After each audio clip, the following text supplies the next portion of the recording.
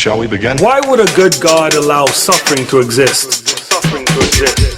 Does God really exist? Let's begin now. Why did God command the deaths of so many people in the Bible?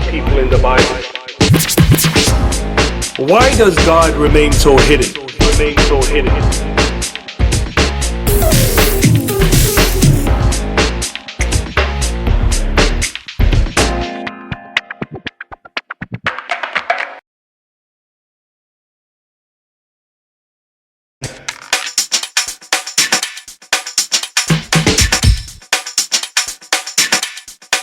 Let's begin.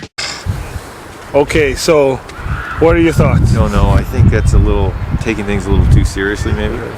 Too deep? Would be a human anyway, right? Yeah, absolutely.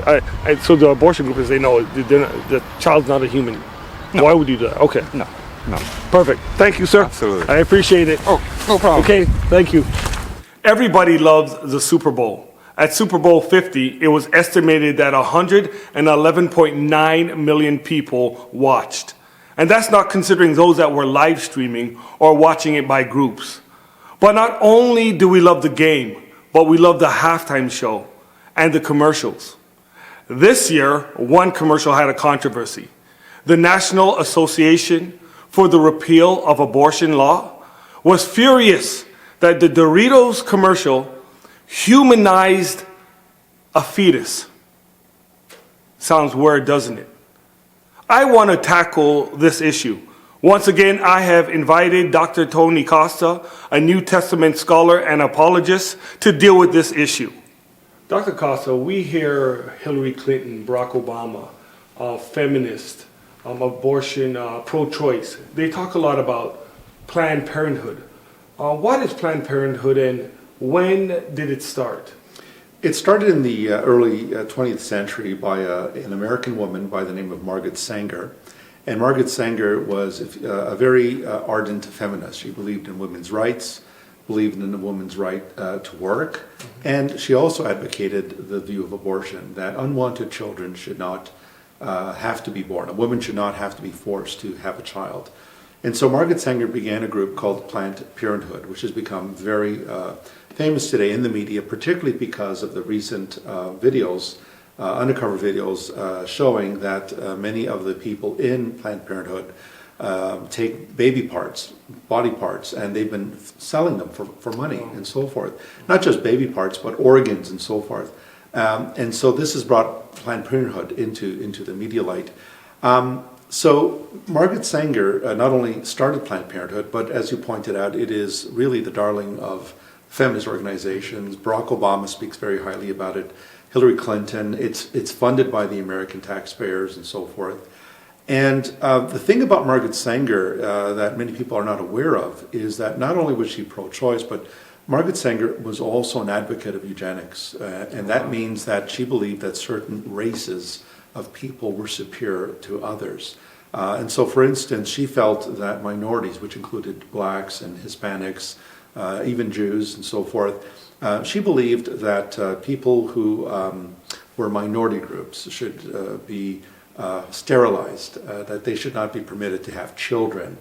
She would refer to these people as people who were somewhat dregs of society, that they were burdens in society, and that we had to really exterminate them, get rid of them by sterilizing them from having children. Very few people talk about this today, but this is very well documented in her writings. And eugenics, of course, is a very dangerous philosophy. It's racist. It's also it's a form of genocide because you're getting rid of certain people. And we saw that come alive in Nazi Germany. We see it in the Ku Klux Klan as well.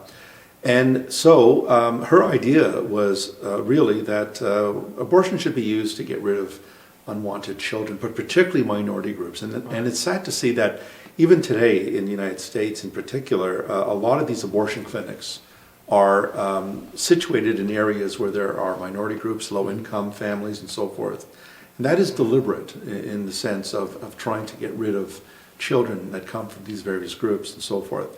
Would that include people with disabilities as well?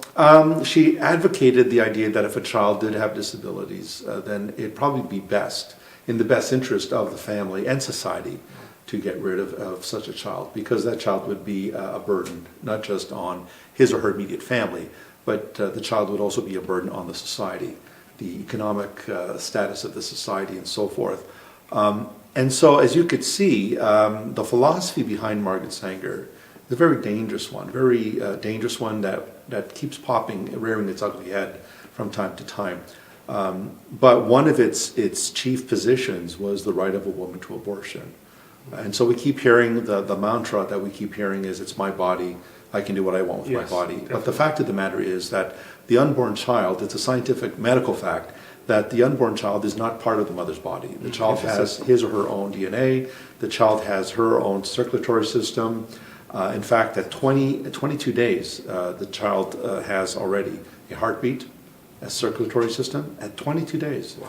At 20 weeks, the child can detect the mother's voice, it can respond to stimuli, and so forth. And so when women say, it's my body, it's not your body. This is a child with a separate DNA, his own or her own body. And again, we rarely hear about the father's involvement in this. It always seems to be a woman's choice, but there's also a father behind this as well. And we hear very little about that. But at the end of the day, what really matters is your worldview. The Christian worldview is that life is sacred. Human beings are made in God's image. And to terminate that life at any stage is murder, and therefore something that is morally repugnant. Dr. Costa, thank you. My pleasure.